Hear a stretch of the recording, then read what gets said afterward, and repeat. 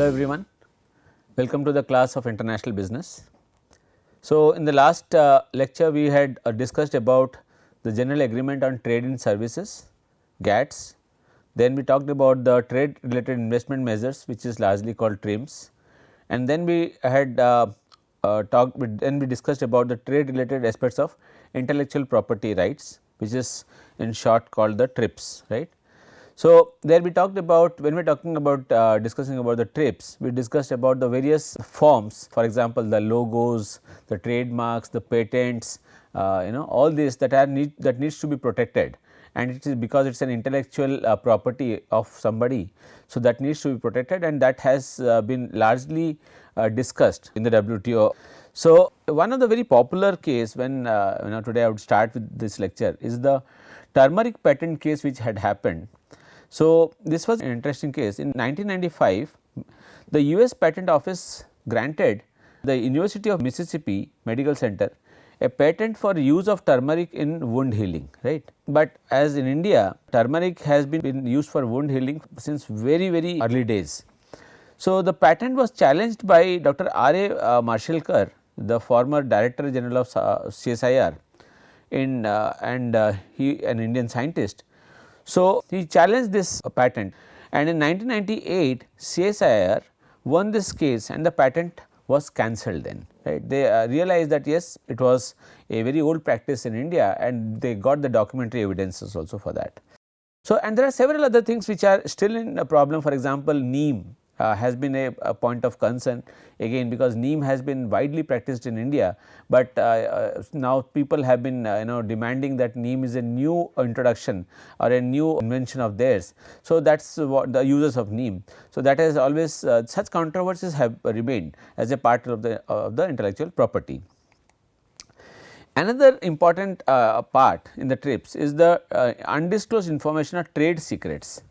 Now, trade secrets are also intellectual property rights on confidential information which may be sold or licensed. Now, what is a trade secret? Trade secrets must be protected against unauthorized use, including through breach of contract or confidence or other acts contrary to honest commercial practices. In general, to qualify as a trade secret, the information must be commercially valuable because it is a secret. To be, for example, the formula for making the Coca-Cola is a very valuable asset, it is a secret, right. Be known only to a limited group of person and be subject to reasonable steps taken by the rightful holder of the information to keep it secret, including the use of confidentiality agreements for business partners and employees. Now, when you look at the whole of the intellectual property, it can be largely seen through this diagram. So, trade secrets, trademarks, patents, copyrights. So, they include different things which you can later on see, right. One way for a right holder to commercially exploit his or her intellectual property right includes issuing a license to someone, right, to use the rights. So, when you issue a license and you get a royalty or some fees for it, recognizing the possibility that right holders might include conditions that are anti-competitive, the TRIPS agreement says that under certain conditions, governments have the right to take action to prevent anti-competitive licensing practices. So, in the last lecture we discussed, if you remember, about the case of the pharmaceutical industry, where certain companies they make a drug and they spend obviously lots of money on that, lots of time and money, but the point is when it is a important drug, for example, the case of AIDS. So, such drugs cannot be the medicines that these companies were making are very costly. So, in such conditions they can be challenged, because when it comes to a poor economy or a country which has lot of poor people, so they cannot afford it, right, and AIDS spreads mostly in the lower economic zone, it has been seen. So, in such condition it becomes very difficult, and so there are exceptions where the government has the right to take action. Okay. The agreement says government have to ensure the intellectual property rights can be enforced to prevent or deter violations. The TRIPS agreement aims for the transfer of technology and requires developed country members to provide incentives for their companies to promote the transfer of technology to least developed countries in order to enable them to create a sound and viable technology base. So, this agreement has kept in mind all the requirements for the intellectuals. Okay. who has that means the intellectuals means I say the inventors basically who have given the idea, right. Access to medicine, this is the TRIPS amendment eases poor countries access to medicines by allowing generic versions of the patented medicines to be produced under compulsory licenses without the consent of the patent owner, right, exclusively for export to countries that cannot manufacture the needed medicine themselves. So, this is what the case we are talking about. The amendment came into force in 2017 January, right. 126 WTO members have accepted this amendment, right, and this amendment is entirely driven by public health concerns. African countries played a major role in bringing about this change. So, this we have been discussing. Some of the intellectual property legislations in India has been, for example, the Patents Act 1970, the Copyright Act 1957, Trademarks Act 1999, Designs Act 2000, the Semiconductor Integrated Circuits and Layout Designs Act 2000, the Geographical Indication of Goods Act 1999, the Protection of Plant Varieties and Farmers' Right 2001. So, these are some of the ones which the Indian government has taken steps, right. Now, today we will also talk about the agreement on textiles and clothing. Now, we will start with the multi-fiber agreement. So, this is a very old case. The multi-fiber agreement governed the world trade in textiles and garments from 74 through 1994, and then it got obsolete, right, imposing quotas on the amount developing countries could export to the developed countries. So, there was quotas how much one developing country could export to the developed countries, right. The MFA or the multi-fiber agreement provided a framework under which developed countries such as the United States, the European Union and Canada imposed quotas on exports of yarn textiles and apparel from the developing countries. Individual quotas were negotiated which set precise limits on the quantity of the textiles. So, how much you can export and apparel which could be exported. It was designed to be a short term measure primarily to give in the industrialized countries time to adjust to competition from imports from the developing countries. The threat to developed markets from cheap clothing and textile imports in terms of market disruption and the impact on their own producers and the importance of these exports to developing countries in terms of their own economic development and as a means to diversify export earnings. So, these were the 2 points, that there was one a threat to the developed countries, that cheap clothing and textile would come into the market and create disruption, but on the other side the developing countries would have their own economic development. So, it was looked at that perspective. Okay. But then in 1994 it was abolished, and 1995 it was replaced, the multi-fiber agreement was replaced by the agreement on textiles and clothing. So, which took care of the problems which was existing with the multi-fiber agreement. So, this was the time when the WTO came into place. So, the negotiators agreed that the MFA would be eliminated and full liberalization would be implemented. So, no more protection, no more quotas were there, right. The multi-fiber agreement governed the world trade in textiles and garments from 74 to 94, imposing quotas. Its successor expired, the agreement on textile and clothing. Now, this also has expired on January 2005. The expiry of the 10-year transition period of the ATC implementation means that trade in textile and clothing products is no longer subject to quotas. This is very important. Under a special regime outside normal WTO or GATT rules, but is now governed by the general rules and disciplines embodied in the multilateral trading system. So, first you had this 74 to 1994 you had multi-fiber agreement, which was replaced by the ATC agreement on textiles and clothing, and 2005 that has also been now it has expired. The ATC is a transitional instrument, right, it is a transitional instrument as it says, which was built on the following elements. First one was the product coverage. So, the product coverage, now this list you can find it at this when you Google it on the about the ATC you will find the list which is there. Now, the product coverage basically encompassing yarns, fabrics, made up textiles, products and clothing. So, the entire list can be checked, you can Google it out, right. Second, a program for the progressive integration, which is again laid down in ATC article 2, that you can check it, of, because it becomes very lengthy. So, we have avoided. You can check it through the website, Google website of their or their own website, right, of this textile and clothing products into GATT 1994 rules. The third element was the liberalization process to progressively enlarge the existing quotas until they are removed by increasing annual growth rates at each stage. The fourth one was to safeguard mechanism to deal with new cases of serious damage or threat to the domestic producers during the transition period. So, when it would be stopped or something, so the domestic producers would be in a trouble. So, how to safeguard these producers? Establishment of a textile monitoring body to supervise the implementation of the agreement and ensure that the rules are faithfully followed. So, these are the 5 elements the ATCs on which the ATC was built, right. The ATC forces a step by step integration with an increasing percentage of products brought under the layer of the GATT at each step, and this transition from the multi-fiber agreement to GATT via the ATC has 4 milestones. So, what are these 4 milestones? The first milestone was in 1995, 16% of the products to be brought under the WTO rules. So, first milestone said that was in 1st January 1995, at least 16% of the products would be brought under the WTO rules. Second, in 1998, it said at least a further 17% of the products would be brought under the WTO rules. Then on 2002, another 18% was added, and finally, so this was 16 plus 17, 33, 41, 51, right, up to this much it was 51, and in 2005 all remaining products up to 49%, the remaining 49% would be brought under the WTO rules. So, this is how they went on adding, so that the sudden disruption would have created a disequilibrium in the market.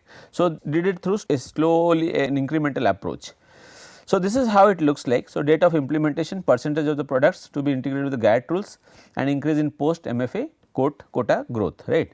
So, you can look at this.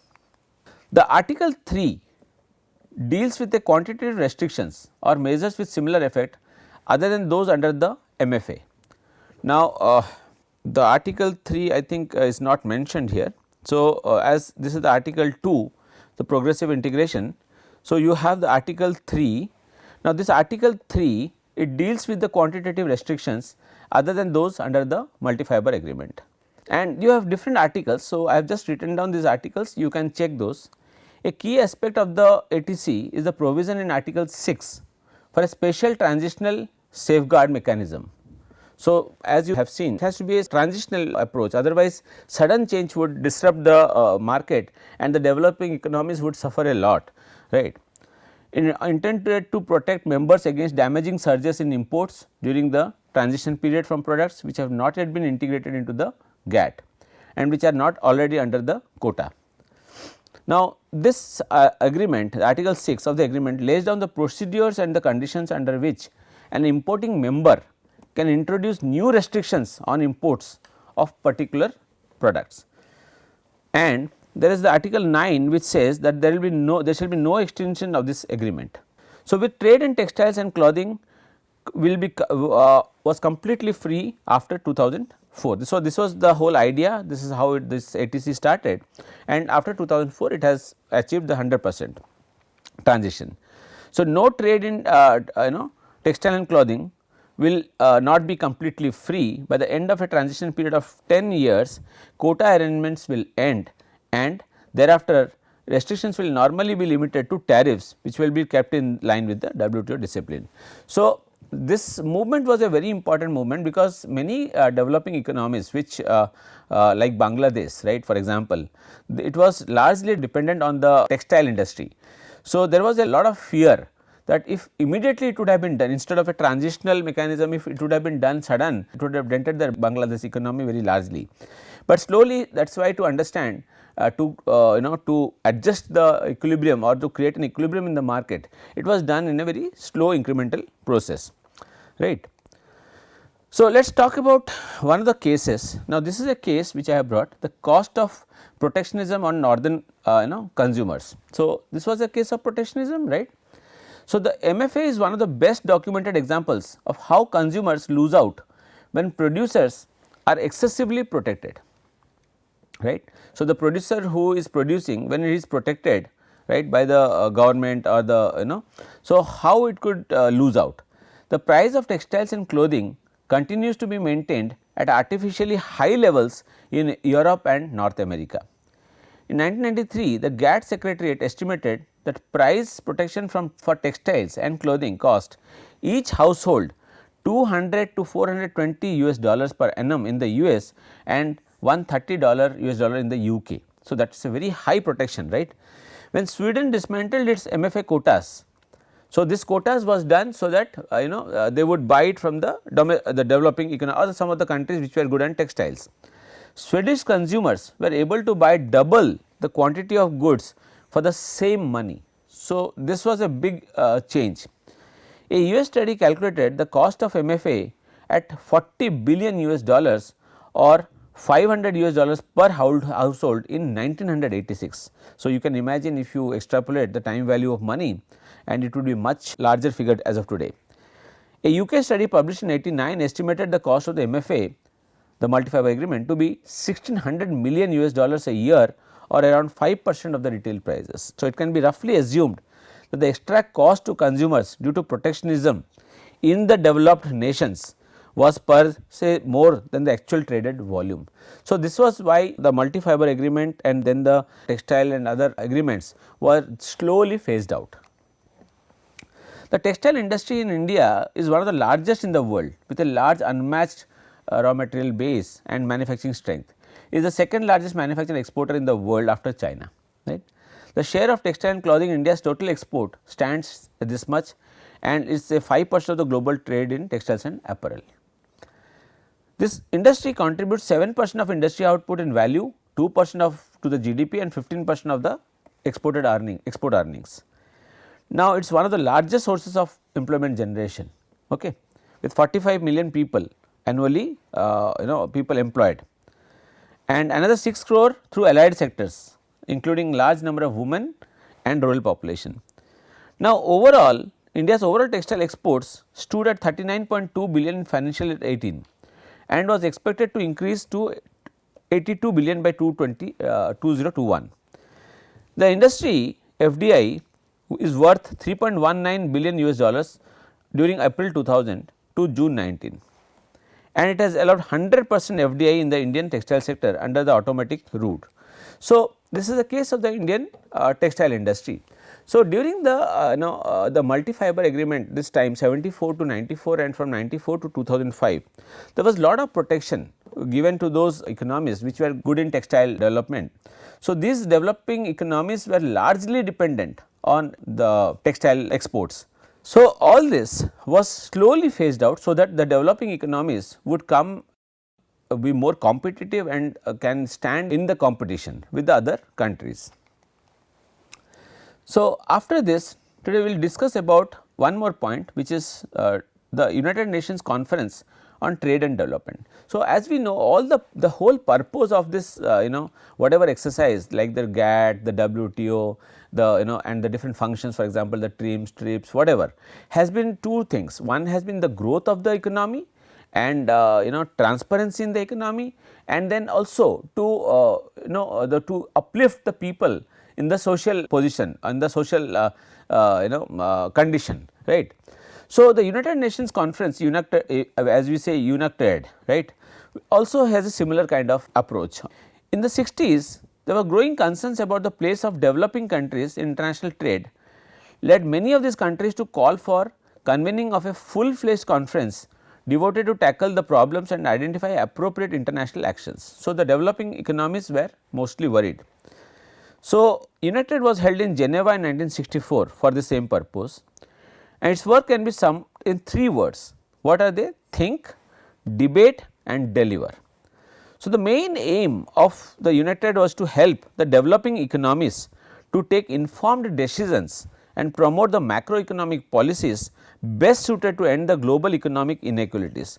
So, there was a fear by the developing economies that there would be inequality. So, to reduce this inequality, the UNCTAD came into place.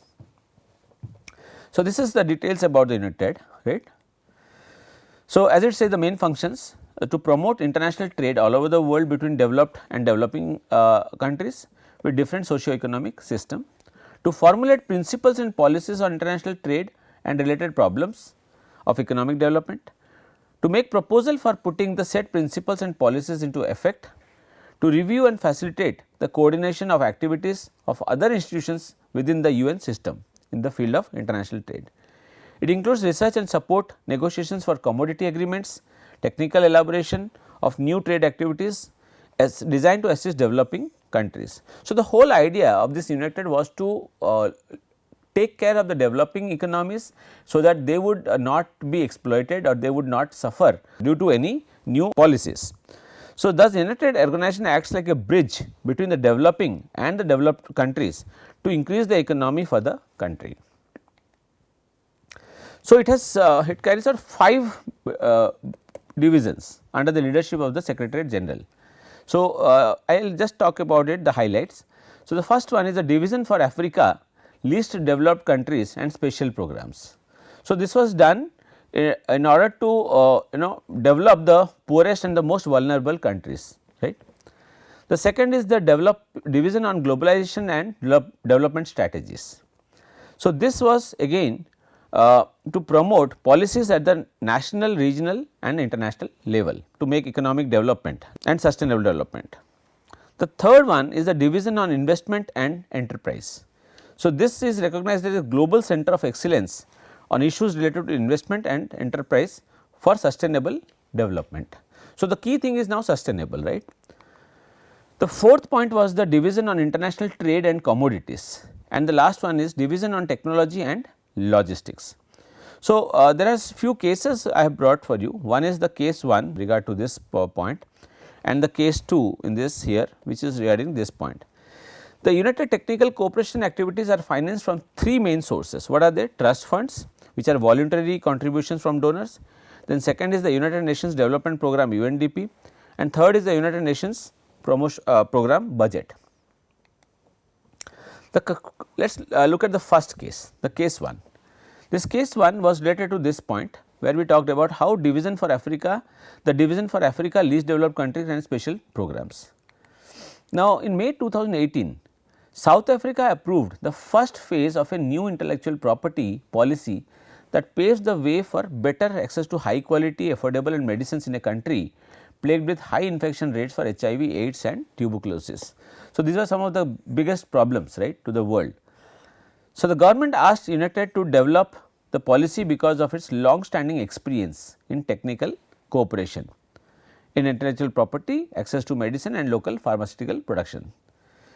UNITED organized 2 stakeholder consultations in cooperation with the Department of Trade and Industry for South Africa and the UNDP.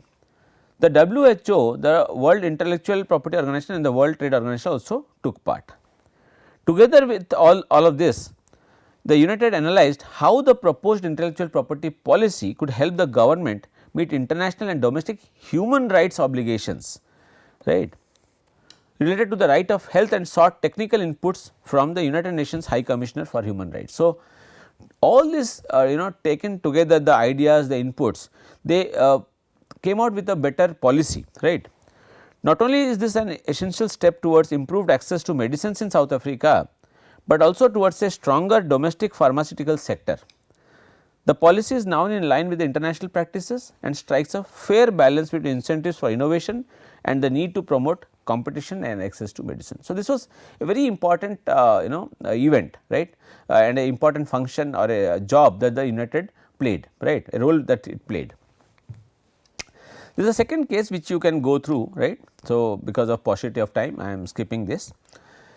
Then the United Conferences, the highest decision making body of UNITED is the Quadrennial Conference. Now, this conference is where the member states make assessments of current trade and development issues, discuss policy options and formulate global policy responses. So, this conference is a subsidiary organ of the United Nations General Assembly, right, and it serves an important political function. They allow intergovernmental consensus building regarding the state of the world economy and development policies. and play a key role in identifying the role of the United Nations and the UNITED in addressing economic developmental problems, right. So, this is how it has gone through. So, 2020, 2012, 2016, 2020, the three last three.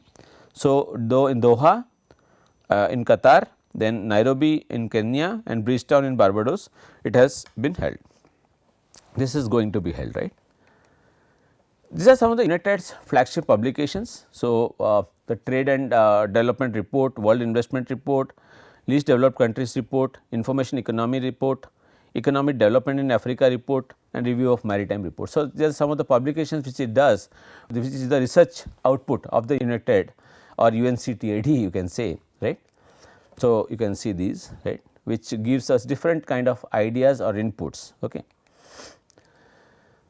Then we talk about the GSP. Now, what is this GSP? GSP is the generalized system of preferences.